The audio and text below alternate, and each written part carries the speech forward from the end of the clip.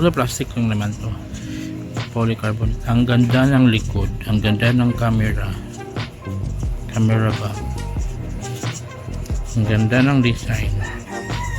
Ang ganda.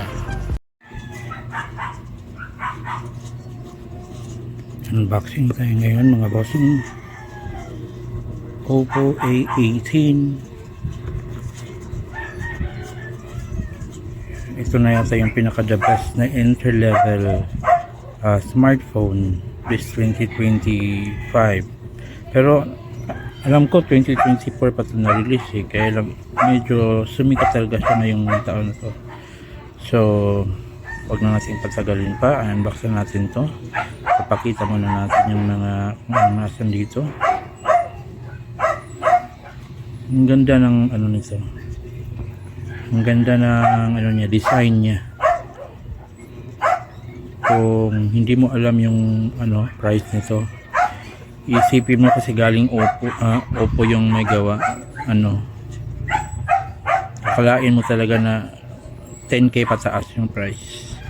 Tsaka ano siya, mabilis siya compare dun sa mga dating mga na-release ni Oppo dati na sobrang bagal. Yung mga A36 processor, A35 sobrang bagal nun, A25. pero ito G85, so pwede na pang gaming lahat. So wag na natin patagalin pa, unbox na natin Oppo A18.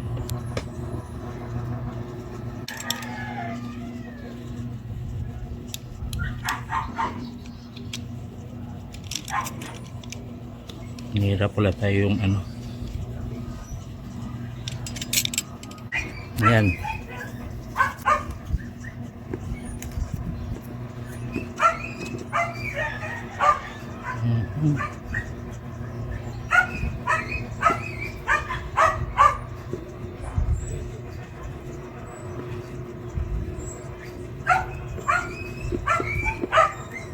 Ingay ng aso, pasensya na mga boss.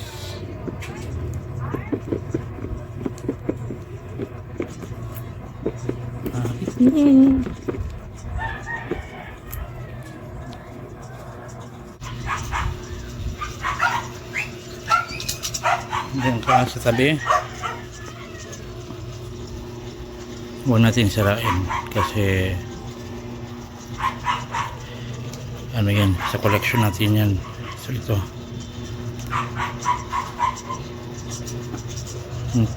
meron siya liit na box.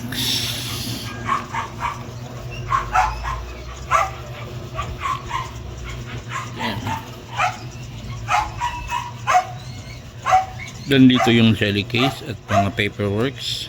So ito na yung phone natin, Oppo A18.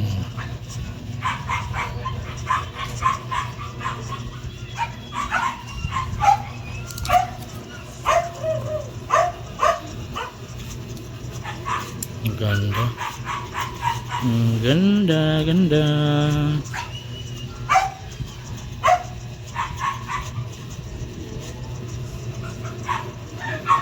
Ito muna yan sa side. Ito ba?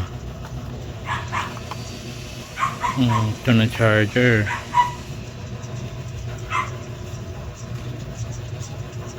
Type A to Type C.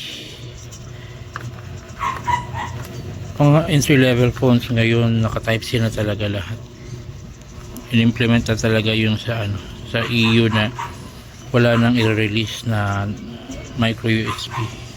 Kasi dati pag mga ganitong presyohan micro USB talaga, pero ngayon Type C na. So set aside muna natin yan. Ito wala man ito. Ayan.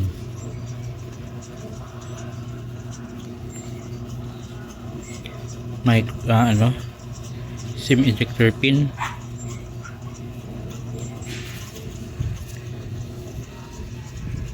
safety guide, quick guide. Ano natin babasahin yan? Sino pa bang nagbabasa ngayon? napakadali na maintindihan na lahat na sa pag-setup. Pero yung mga beginners talaga, kailangan na magbasahin yun. Or even yung mga galing sa ibang OS. Ito Android to, diba? Oppo A18, naka Android 14, Color OS. Hindi siya Go Edition na, yung full blown talaga na Color OS, which is yun talaga ang the best. May ano, yung reviewer na sikat din dito sa Pinas nagsasabi na dapat mga ganitong presyuhan, ganitong mga processor na ginamit, dapat daw yung Go Edition. Ba't naman Go Edition ang ilalagay mo? Ang pangit-pangit ang experience. Mas okay na yung ano talaga, kayang-kaya naman yung i-handle. Yun nga ang habol natin yung mga ano lang, sobrang mura na phone na powerful at saka hindi bitin yung OS nya. So yun lang ang masasabi ko. Tama yung ginawa ni Oppo dito. Wag nating intindihin yung ano, nagsasabi na ano, dapat mga Go Edition pag mga ganitong price or ganitong processor. Hindi, tama lang itong ginawa ni Oppo. So kudos to you, Oppo. So wag nating patagalin pa, gawin na natin yan. Yan guys, ang ganda oh. Ang ganda ng pagkagawa ng phone na to. Akalain mo talaga siya na 10,000 plus yung price niya. Napakaganda ng yung attention to details talaga, sobrang ganda. May pre-installed na pala siya na ano,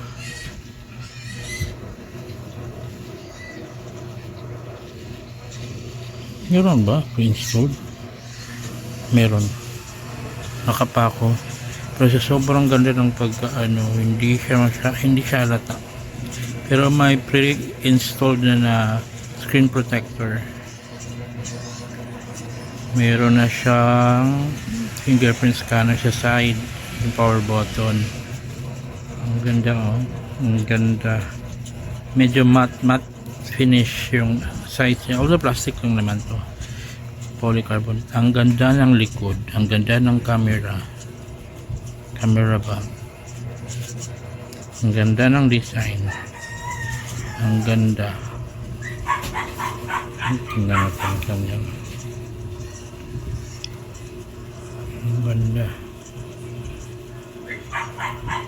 ganda, ganda. Oppo. Sino yung mga mahilig mag ano ng detalye talaga, ito kita nyo na.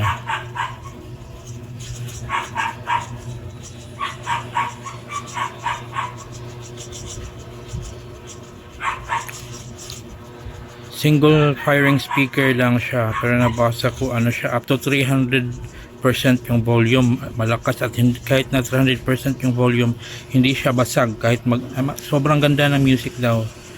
Yun ang sabi ng mga nakapag-review na. Hindi siya gaya ng iba na pag sobrang lakas na ng volume, pangit na yung kalalabasan.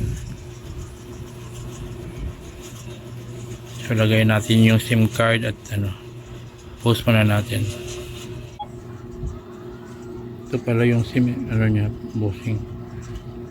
Ang ganda kasi naka triple slot na. Dalawang pang SIM card, mini micro SIM, nano SIM pala, tapos micro SD card. Ayan na, nalagay na natin siya. Ay, tanggalin ko pa pala to. Tanggalin natin yung jelly case. Tanggalin muna natin itong sticker. Yan, tinanggalan natin at pinalik na natin yung jelly case. Nilagay natin ito, idinikit natin yan para pasok natin yan, suli natin dun. Ayan mga boss, wow, focus muna natin ito kasi sobrang ganda talaga ng ano niya, sobrang ganda ng form factor, sobrang ganda ng pagkagawa, yung design sobrang ganda, sobrang polido, sobrang ganda ng phone na to. At ang murang-mura, hindi ko lubos maisip bakit gano'n lang yung price niya. Lagay ko pala yung ano, yung shop kung saan ko siya binili, sa description ng video natin at saka sa comment section din. Tingnan nyo na lang para sa legit talaga kayo makakuha, hindi yung sa mga fake. Madaming scam ngayon ng mga fake, so iwas scam, iwas fake. Dun dito sa description kayo kumuha. Sobrang mura lang nito, nasa less than 4K kung maka-timing kayo. Then mga bossing, on na natin for the first time. Yan, Oppo. Hintayin natin. Color OS.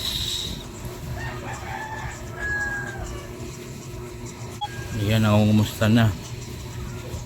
Siyempre English ang gagamitin natin na ano, kasi mas naiintindihan ko yung English compared sa Filipino language. English. Pero Philippines sa region. So yun lang mga bossing, unboxing lang to. Gagawa tayo ng ano, review video sa OS naman pagkatapos nito. Test muna natin to. At saka ang ganda ng ano nito pala, LCD nito compare sa iba. Sobrang ganda ng LCD nito. Para siyang AMOLED pero hindi siya AMOLED. Para siyang Full HD pero HD lang pala. Sobrang ganda. Naka teardrop notch na lang siya. Kaya lang okay naman, okay lang yan. So hanggang sa muli mga boss. Huwag niyong kalimutang mag like and share sa mga videos natin, at saka paki-follow na rin yung ano natin ng channel natin, at saka yung bell button ano para lagi kayong updated sa mga videos natin na mga unboxing at iba pa. So till next time, hanggang sa muli, God bless everyone. Oppo A18.